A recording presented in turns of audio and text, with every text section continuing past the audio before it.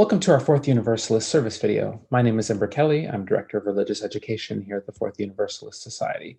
And thank you for watching. What follows this introduction is a clip from our service on January 31st, 2021. You may see it in video or audio, whether you are joining us by video or in podcast form. In this clip, you will hear the reading and the reflection from our service today. Following that, we will have a discussion with the Reverend Claudia Jiménez, who is our guest speaker at service today, and we will go in deeper into the service themes. You're invited to check out our video and our audio podcast each week. It's posted on our website, Facebook, YouTube, and your favorite podcast streaming sites. We're also working to upload them onto Instagram as well. If you like what you see, we hope you'll give us a positive review. The likes, comments, sharing, subscribing, these all help make sure that our content stays visible. Thank you again for watching, and we begin with our reading. Reading this morning is entitled Turning to One Another by Margaret Wheatley. There's no power greater than a community discovering what it cares about. Ask what's possible, not what's wrong. Keep asking. Notice what you care about. Assume that many others share your dreams. Be brave enough to start a conversation that matters. Talk to people you know. Talk to people you don't know. Talk to people you never talk to. Be intrigued by the differences you hear. Expect to be surprised. Treasure curiosity more than certainty. Invite in everybody who cares to work on what's possible. Acknowledge that everyone is an expert about something. Know that creative solutions come from new connections. Remember, you don't fear people whose story you know. Real listening always brings people closer. Trust that meaningful conversations can change your world. Rely on human goodness. Stay together.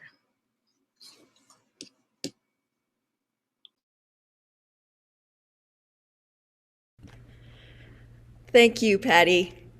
It's good to be with you this morning.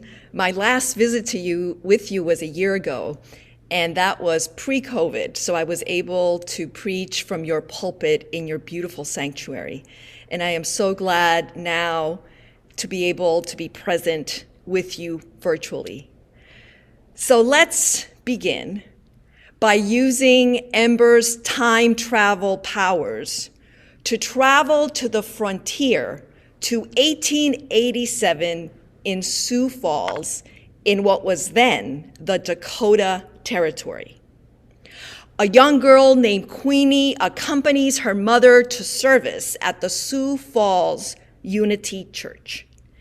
As she and her older brother settle into their pew, a visiting minister takes his place in the pulpit. Unable to control her surprise, Queenie exclaimed, "Why, Mama, there's a man in the pulpit." Her brother hushed her. "Yes, Queenie, men do preach sometimes." This story is told by Carolyn Bartlett Crane of a pulpit exchange she arranged in her first church. Today, women comprise approximately 60% of Unitarian Universalist ministers. But in the late 19th century, there were few Unitarian or Universalist women ministers in the United States. Both denominations refused to defy traditional gender roles by allowing women into ministry. Only very few were able to do that. Many women worked behind the scenes in religious education, in pastoral care, without title or pay. If women felt called to ministry, overcame the obstacles to a theological education, and became ministers, finding a job was difficult. And so, despite grueling conditions and low pay, some women could be found ministering to small, unstable congregations on the frontier, jobs their male counterparts would not take. And that's where we find Julia Bartlett Crane. If she were alive today, I think her Twitter handle would be the notorious CBC. Our story this morning highlighted other visionary work she did in public health after leaving parish ministry. Also fascinating stories. However, our focus today will be her ministry in the parish. Caroline Julia Bartlett was born in Wisconsin in 1858. At an early age, she questioned church dogma.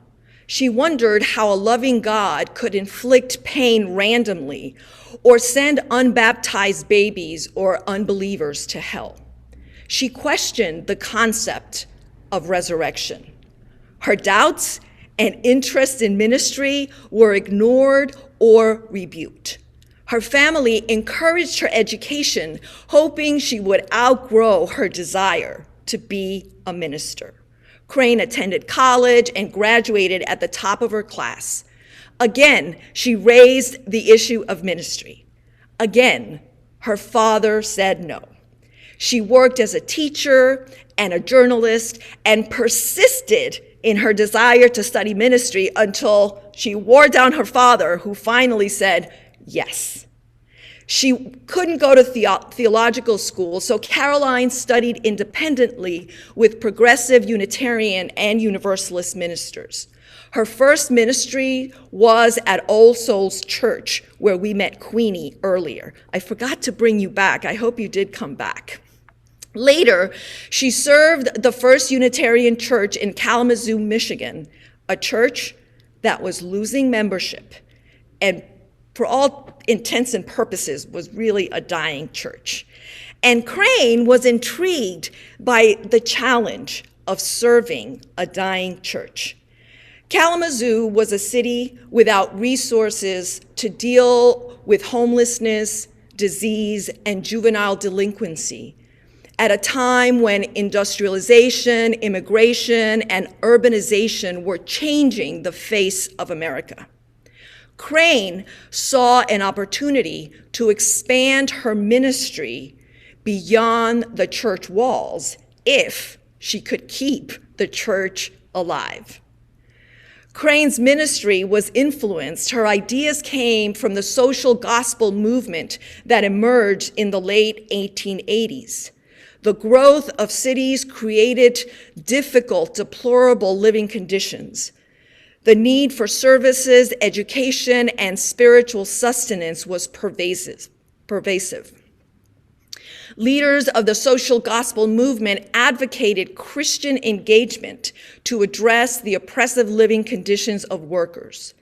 It led to questioning theologies that ignored the poor. The social gospel inspired Crane to imagine a church not only relevant to its time, but serving community regardless race or creed, 7 days a week.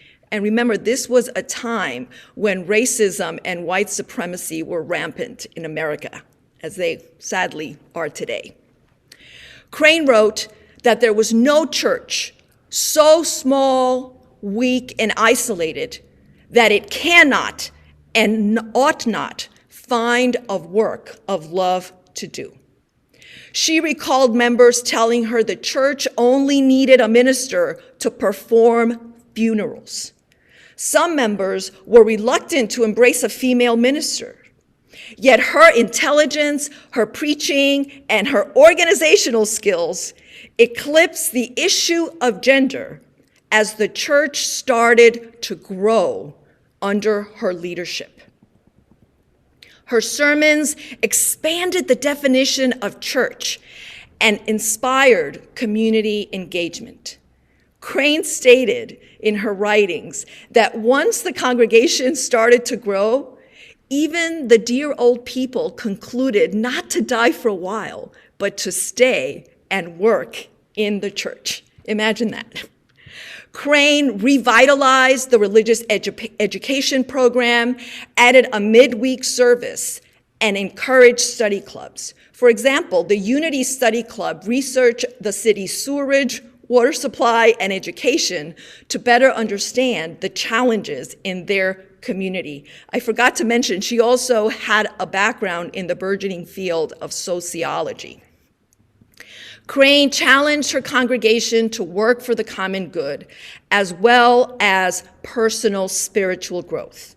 Her definition of a spiritual person was one who believes, reveres, and serves the good which others call God. The good which others call God. That idea anticipates the modern Unitarian Universalist emphasis on ethics and morality and doing good rather than focusing on creeds. Deeds, not creeds. That should sound familiar. That's a big part of our Unitarian Universalist orientation. Community outreach mobilized the Kalamazoo Church during Crane's ministry. In 1893, a wealthy member donated funds for a building to serve the community. 1 year later, the People's Church was dedicated. Crane proposed a name change to reflect its inclusive nature, and today it is still called the People's Church of Kalamazoo. This new church included a kindergarten classroom, a gym for women, a literacy club in partnership with the Black community, and vocational programs. These programs filled important needs in the community.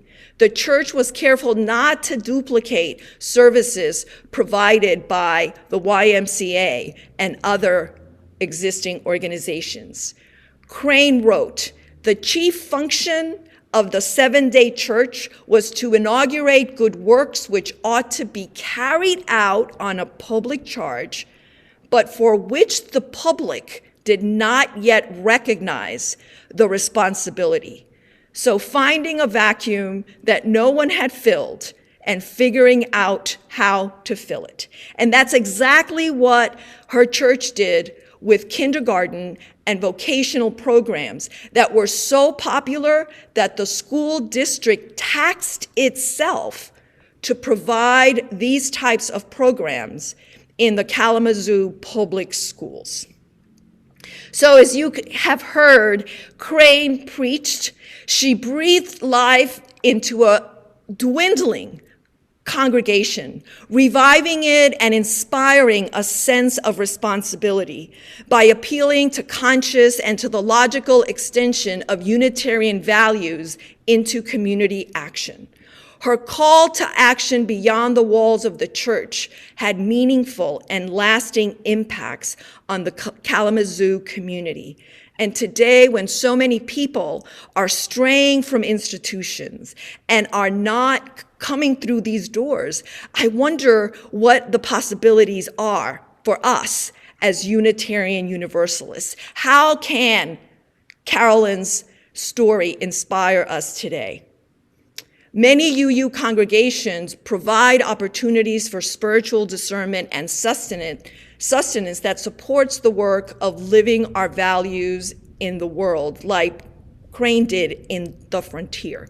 Her response to the societal changes of her time was ministry beyond the walls of the church, whose buildings serve the community 7 days a week, and a theology rooted in goodness, not godliness. Today, a pandemic has forced us to gather mostly virtually. When we are able to return to our buildings, how are we called to respond to the challenges of our time? White supremacy culture, economic inequity, and a deeply divided nation. How will we come back? How will we use our buildings? Hoping to return to a pre-COVID normal that was toxic and abusive to so many should not be an option. How will our congregations, our communities be places of healing from the trauma and grief of the pandemic and the recent threats to our democracy? What conversations do we need to have to discover what matters to our community and how we can be allies or accomplices in justice work? This is an exciting time because it is a time, despite the sadness and the fear, the anger, the loss, it is a time for reimagining how we do church, for discerning what we are called to do in this time. Now that digital ministry has been unleashed and has been part of how we gather for the last year, what will a hybrid in-person and online church look like? So many questions and so many possibilities.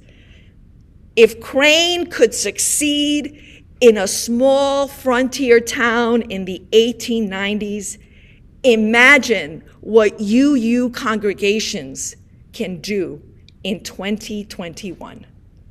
May we, in community, realize the power of our collective agency and our imaginations to embrace the possibility of ministry in a world slowly emerging from the physical isolation caused by the pandemic.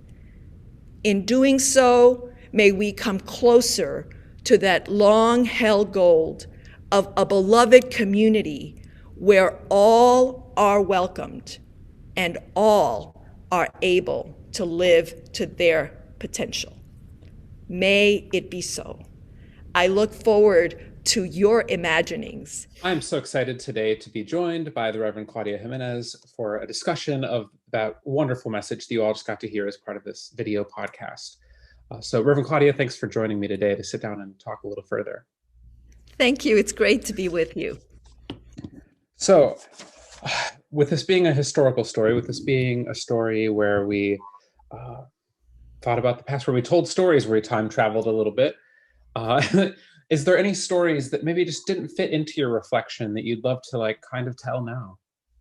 Well, yes, there are actually two stories. The one story that I didn't really go into was the fact that Carolyn Bartlett Crane was one of about 20 or 21 women ministers in the frontier who were called the Prophetic Sisterhood.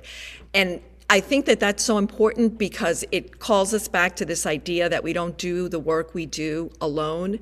They were in community, and these women supported each other at a time when ministry was not only challenging, but living in the frontier was challenging. So I wish I had had more time to really talk more about all of these amazing women ministers in the frontier. And then the second story that I didn't have a chance to share was the story about the banquet that was held after the building was inaugurated, the People's Church, after they did the addition, they opened the new building. And so there was a banquet, and they invited all the tradespeople and some of the workers alongside the congregation and other dignitaries. And it was interesting because there was a lot of fear about inviting the tradespeople and some of the workers because there was a concern that they may not know how to behave, which I think is super interesting because it does go back to that issue of classism in our denomination and in many denominations that we rarely talk about. And in the article that I read when I was researching, it turns out that the tradesperson that spoke used simple language and was very eloquent and could be heard. And I think those are lessons that we're learning today as we're learning to cross boundaries and to be with different people and to decenter Eurocentric ways of thinking and communicating and being open to what people bring.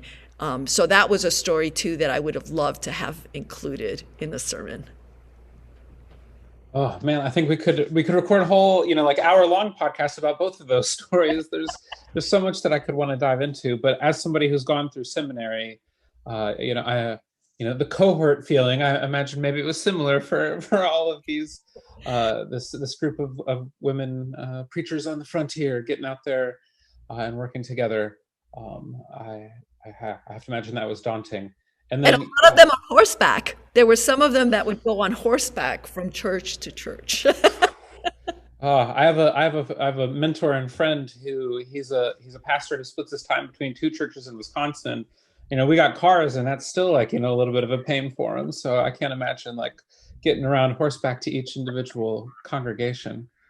Oh, and yeah, that classism, that's often a unspoken thing that we don't often acknowledge, like who is getting the voice in these communities, and how it's often those with more money to donate or such things. So that, well, there's an hour-long podcast that we will record someday there. I will hold myself in self-control here. So one of the statements, and it was especially interesting to me as somebody who grew up evangelical Christian, which is very faith not works, but the statement of deeds not creeds, which is kind of the opposite of what I was raised on. So how do we live that out well in our lives and in our communities? Well, I think that part of it is, it's that kind of parenting idea, do what I say, not what I do, and how we're challenged as people of faith, as human beings, to really walk the talk of what we say we believe. If we want equity, if we want justice, if our liberation is a mutual liberation, I have to be able to walk the talk. And sometimes that means being uncomfortable. Sometimes that means crossing boundaries. And I think that that's a challenge. And for us as Unitarian Universalists, I think the blessing of our faith is that we are not creedal and we don't get hung up on what are the things we say we believe. And we encourage each other to really try to live our teachings, because our principles are not our theology. They are our teachings of how we aspire to be in the world. And I find that sometimes, and this has just been my own experience, I sometimes feel that we see our faith more as a social club. And we see our faith as a social justice movement. And I think we lose the creedal part in terms of we lose the spiritual sustenance. There's a fire truck. Can you hear it? I was going to say that you're sounding the alarms about this problem, literally. Yeah, there's a response. And so how do we balance that? Because we do need to have that spiritual grounding. Whatever creeds, whatever path, Buddhist, pagan, Wiccan, Christian, Jewish, whatever path we embrace for spiritual sustenance that is nurtured in our worship gatherings, is what grounds us to walk the talk. And it's our community that holds us accountable.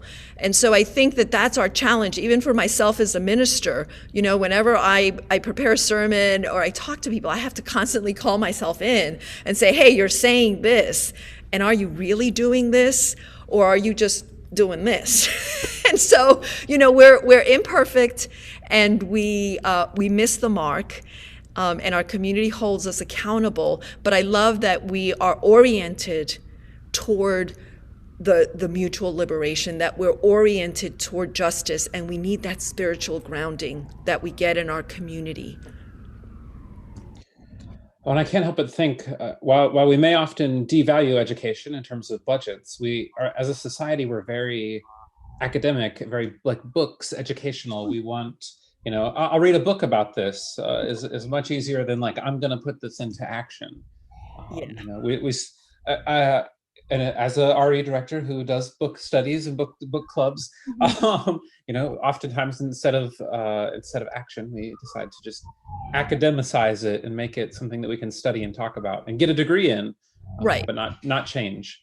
That's where you got to match with the actions there for sure. And I think that that's part of our heritage and our understanding of how we do religion in some ways. And I think that that's our growing edge. And it's hard because, for example, right now, so many congregations are tackling the theme and the reality of white supremacy and of inequity. And we read, we read Kendi, we read Wilkinson, we do Me and White Supremacy, we talk, we do a lot of curricula. And then the challenge is we live in a segregated world. We live in mostly segregated communities. How do we come and to be in relationship with each other so we can actually be allies and accomplices? So I think, that's part of that challenge, that we do a lot of this work, a lot of the book work, and we live lives where we really have to go out of our comfort zone to cross boundaries and be in community and not tokenize people. And that it's a challenge. And I can see the ease of, well, I'm going to read about it, talk about it, and so I think that that's where we have to start imagining, okay, so what do we do with this? And how do we find a way to go from just learning about these issues and engaging with real people without tokenizing them? And it's super complicated, Like, I serve a mostly white congregation, and so how do we do that when we are in a very affluent neighborhood? We don't live in a diverse community to begin with. It's hard, and I don't have any answers, but I think we also have to be realistic that we're trying, and it's just we live in complicated times, and we've become so segregated that it's a challenge. Oh, I think that's some meat to chew on right there. And as you kind of mentioned at the end of the reflection, this is stuff for us to chew on as we get thinking about what is life post COVID, what is the new normal, what is how do we do ministry. As kind of an ending, do you have any, just imaginings that you'd like to share with us about, what that could look like? Well, one of my imaginings, part of my portfolio is faith development, so I have a lot of conversation with our religious educators, and so until all of the variants of the virus started popping up, the kids were doing occasional masked gatherings and hikes and things like that, and then we kind of slowed that down because we want to be respectful of what's happening. But one of the things we talk about is, what is RE, what is religious education going to look like with this opportunity that we have now for hybrid engagement? And then I think what comes with that is, how do we staff for this? What skills do we need? And how do we do that in a time when all churches, the predictions are that when we gather again in person, there's going to be excitement about gathering, but there are people that are not going to come back. There are people that have lost the habit, or that for whatever reason are not coming back. And then, we have that larger picture. So how do we maintain engagement? And I read an article where, our buildings are no longer going to be what brings people to church, but our buildings are going to be part of what engages beyond the four walls. And so what I imagine is that hybrid. And how do we equip ourselves for that? And how do we honor the need that we have as social beings to just be eye to eye and hand to hand? I don't know that I'll be shaking hands anymore after I preach. Maybe an elbow bump or something like that. But yeah, I think it's about doing this hybrid, and then thinking, who are members and what is church and where do we worship? Does it always have to be in our building? So I think that there's a lot of possibility, and I think it's working with our teams in church and in our membership, and talking about, what can we do, because we can't just go back to what we were doing before. I think it would be foolish. Oh, I hope that people take the time to follow up, not just listen to the reflection, but also listen to this dive deeper, because wow, this has just given me a lot to think about as well, especially as somebody who has come on not only as the DRE, but also who has quickly developed some audio editing and video editing skills. Yes. So suddenly we're in a new world, and it's a world of possibilities. Yeah. Got to choose to have that little bit of hope. Mm-hmm. So thank you so much for joining us, both for the podcast and for the service today. Thank It was you. wonderful having you. Thanks. And thanks again for that amazing story. What a joy. Thank For you. those watching in the future, we had a little time traveling during our time for all ages. All right. Blessings to you and to your listeners. Be well and stay safe.